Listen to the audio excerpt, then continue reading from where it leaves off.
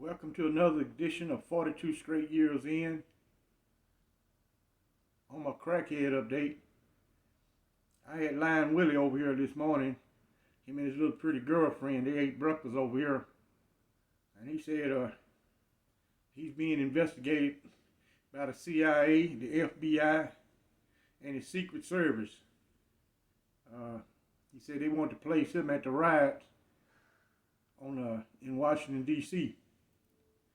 He said, I told him I was a member of the Avian Federation. I'm a space explorer. I ain't got nothing to do with no riots. I work in the space program. There's no end in sight with Lion Willie's stories. He got them for you.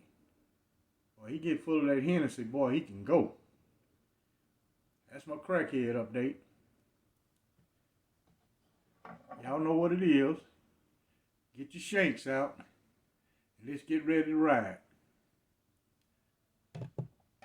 I had told a subscriber in the comment section that I was gonna talk about a conversation that I had with a Wildcat while I was at the Ramsey warden unit. You know, occasionally he would say different things to him, but he had never held no in-depth conversation with me. Mainly it'd be concerning some work in that office, get this file, or type this report up, or add this inmate to this, take him off of that. It'd be something surrounding the job assignment. On this particular day, he's sitting in his office, he drinking a slit malt liquor, smoking a cigar. He offered me a cigar and a beer, but at the time, I didn't drink, and I didn't smoke. He thought I was the strangest guy he ever seen in his life. Got no habits. And me and him, he started the conversation with me. He said, I imagine you wonder why I treat guys the way I do, or why Texas prison is set up the way it is. He said, it's sad to say I could let all the guys out of this prison. He said within 2 years, 75% of them will be back. Even though with all this hard work we got, they still will return back to prison. They would not leave a life of crime alone. He said that he asked me if I ever heard of Machiavelli. I knew who Machiavelli was. I said, no. He said, you mean you in college and you ain't never heard of Machiavelli? I said, no, not as I can remember. I know who he was. And he said, I use a Machiavellian principle. He said, all you guys here come from all type of different backgrounds. Y'all all type of religions. Got different sentences. Different way you guys do your time. He said, I do not try to change any of you. He said, I dominate you just the way you are.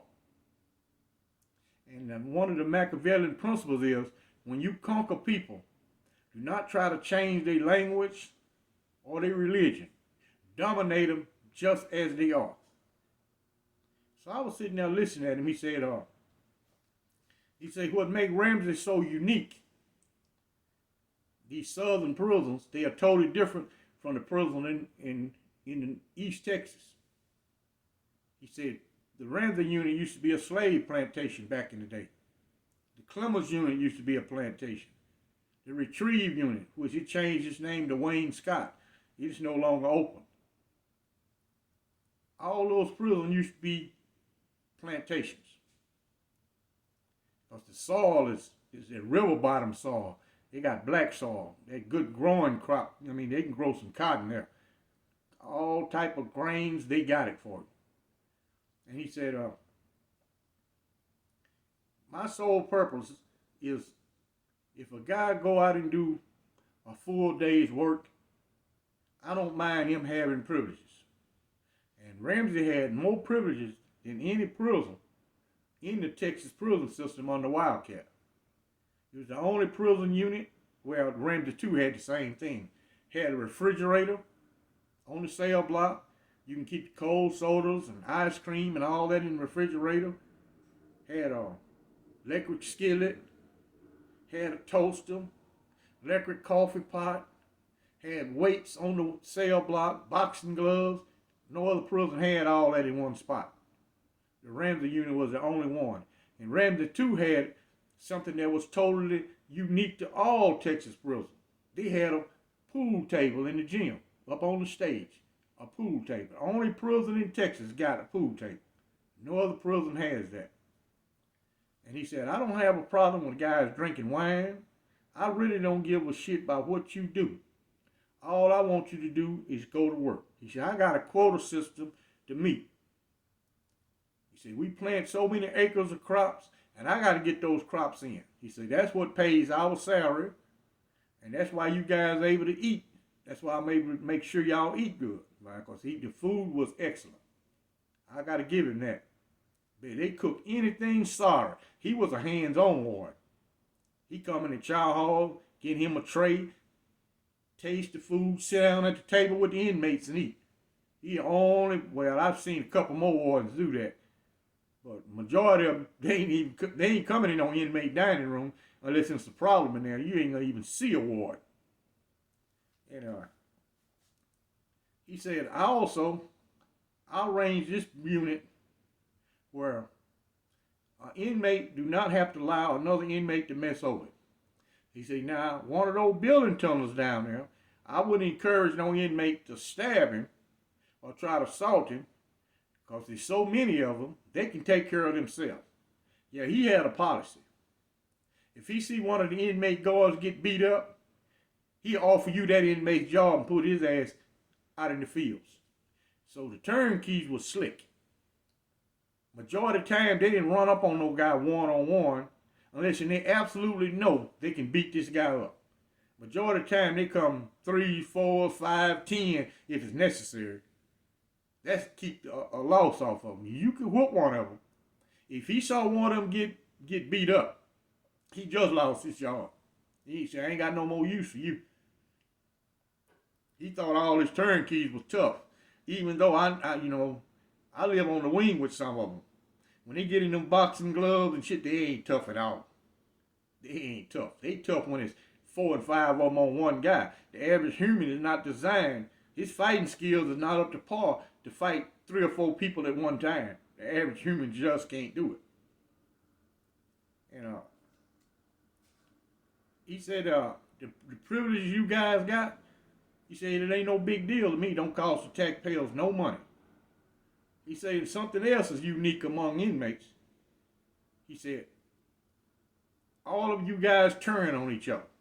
He said, look how many guys come in here talking about they've been assaulted, or they're afraid some inmate is taking his commissary. He said, y'all turn on each other. He said, there's no camaraderie. So how you expect me to treat you when you turn on each other like snakes? He said, your worst enemy at this prison is another convict. It's not none of me. He said, it's another convict. That's your worst enemy. And he told me something that stuck with me down through the years. He said, you were transferred over here behind stabbing a building tunnel. He said, you done assaulted quite a few guys. He said, I read your file. He said, but I'm going to tell you a secret. He said, you got life sentence. He said, if you don't want to get killed in this prison, he said, never underestimate these guys. And never go start trouble just because you don't give a damn. He said, we done place you in solitary a whole lot of times, and you still don't show no sign of changing. He said, you underestimate guys, that's what's going to get you killed. He also said, leave the old convicts alone. He said, you young and you probably can beat them up with your fists. He said, but some of them ain't going to take they ain't going to take an ass whoop. You just let you get away with it. He said, always watch yourself on that. Then he brought up my old homeboy, Johnny Armstrong.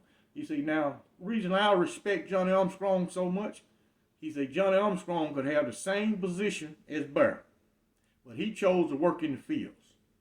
He said, ain't nothing that I won't do for that convict. Anything he asked me, I'll do it for him. You know, this man, good as he could fight, he worked right in the whole squad with me. He was what they call the lead rope. You know, he never accepted no type of inmate guard position. And I'd feel sorry for a poor inmate if this man decide to change sides and go work for the prison administration. I feel sorry for you. Good as this man can fight, you don't stand a chance as a man in the moon against him. But instead, he went out in the fields and worked. And he even mentioned the inmate guards. He said, some of them, he said, that's the way this system is. He said, some of them I know ain't worth for shit. He said, they can't do a hard day's work. That's why they come want to work for me. He said, you ever ask for a job? I said, no. The only way you got a prison job, almost, the guard who worked out in the field got to recommend you for that job. That's how you get the prison job. Or you got some money and you pay them for a job. You can get it that way. Now, if they need so many inmates in the laundry, a couple of guys that went home, one of the field guards, he'll select the inmate who works hard. He never have no problem out of, and ask him, hey, you want to work in the laundry? The guy say yes or no. That's how you got the job. So all that by coming there and talk to Cat, that wasn't going to fly. And Cat liked the guys who can work hard. If he was sitting out there one day and see a guy can pick all this cotton and work like a son of a gun, he a person to come up and tell him, when cotton season over, come in my office and I got you. He don't never forget. If he tell you that to your face, you got that coming. He don't forget. Now, if he don't personally tell you that, you basically ain't got nothing coming. I've seen guys come in there and say, hey, warden, cotton season over with, can I get a job? Man, it'd be 2 o'clock in the afternoon. He say, is it a full moon out? I say, no, warden, it's in the afternoon. The sun is shining. He said, well, when you see a full moon, you come back and talk to me. He always got something fly to say. But he ain't going to do nothing for you because he haven't told you that he was going to give you a job. And you wasn't recommended by that field guard for a job assignment. Because he's around you every day. You work in his squad. He know how you work. And if you receive disciplinary, he know all that. Yeah, I spoke on shelling peanuts and hanging by the handcuffs and all that corporal punishment they had. None of that went on your record. If you got one of those type cases on your record, it won't show no disciplinary. That's a summary punishment. He do that off the top of his head. It never go on your file. That's why some of the old guys had clean disciplinary. They didn't have peanuts, standing on the soda water crates, nights in the jailhouse. They done had all that before, but it's not placed on the inmate record. I was the one to type it up, so I know what goes on those records. Many inmates' records I've read, that type of information is not on your file because it's not in the rule book to shell peanuts. Now, we shell peanuts as a course of in a day's work, not for punishment. They got all them peanuts hell. Somebody got to shell them. They don't let no machine shell them. They got to have a human shell them. So if in the event that you ever got peanuts for punishment, you should know how to shell them because you're going to work. When the weather's bad, we're going to shell peanuts. You wasn't going to lay up in your cell. They did not play that laying around. You was going to perform some type of work duty. Now, the only way we don't shell peanuts is we done shell all of them, and there's no more left. So then they might would let you stay in the cell. But we were so used to going to work, until when you got what they call a lay-in, that's not going to work, people feel strange. You're so used to it. Now me, I stayed busy all the time. A lot of my years went by fast because we had a lot of activity, a lot of things to do. And I was in the college program, man. I stayed busy all the time. I know anything, I was up for my first parole. I wasn't even prepared. They told me, said, go see the parole officer. I went up there, I couldn't remember phone numbers, couldn't remember nothing. Parole man looking at me crazy. Man, this man, we bringing you up for parole, you ain't got the information, you ain't got nothing. I was not ready for no parole. Plus, I was 3 years past my eligibility date from catching all that disciplinary. I ain't supposed to came up in 9 years and 6 months. I came up in 12 years. I lost so much good time. And you got to be in the status that you came in prison in order to be eligible for parole. Back in the day, you had to be line class 1 and have your good time restored to be eligible for parole. Now it's a little bit different. You got to be state approved trustee 4 and above to be eligible for parole. And the guys in administrative segregation, that's the highest status you can obtain in administrative segregation is SAT 4. State approved trustee 4. That's the highest you can go. Now general population got state approved trustee 3, 2, and 1. But administrative segregation, highest you go is SAT 4. Now they got some guys back there who are other statuses, but they came in as a confirmed gang member and they keep their current status. Unless they get in some trouble and they had said and they lose that status. You know, Texas prison was unique. Even though they had all the work, they had inmates performing the duty of correctional officers, but they had been doing this for over 100 years. Texas had was not planning on changing it at all, because it wasn't costing taxpayers a dime. It was a self-supporting system. And they didn't have nobody or all these outreach groups that now deal with inmates and living conditions. They didn't have none of that back in the day. You was on your own. You know, Cat, he was a fair man. You couldn't come talk to him about petty stuff. He ain't gonna deal with you. You know, you could go talk to Barrow and probably get something did. It was the way the system was set up. You want to move to another cell, the cell block you live on, that inmate guard there who runs that cell block can move you to any cell that he chooses to. And the policy on Ramsey, it costs you 1 bag of coffee to move. You can live with any cell partner you want. You could move at 2 o'clock in the morning if you wanted to, if you can pay. Now, Cat ain't gonna be participating in moving. He ain't gonna move you to another cell. He ain't gonna do it. He gonna tell you go back on the cell block and deal with those guys. Now, he has some good points. Inmates do turn on each other, even in this modern prison. That's all a unit like Polanski. That's all them young guys do. They turn on each other all day long. I've seen them assault so many guys over there. I've seen a lot of them youngsters get killed over petty stuff. It ain't even worth killing no man for, but they do it anyway. Because the majority of them don't know how to do time. They let the time do them. And when a person say he's bored, that just means you got low brain activity. The brain is creative. If nothing goes in, nothing will come out. You are what you eat. That don't mean food. That means knowledge. You see a guy read sports all the time, that's what his conversation going to be about, sports. You see a guy get the newspaper, I watch him in the library. First thing they grab is the sport page. You know, everybody can do their time different. And you got people from all walks of life.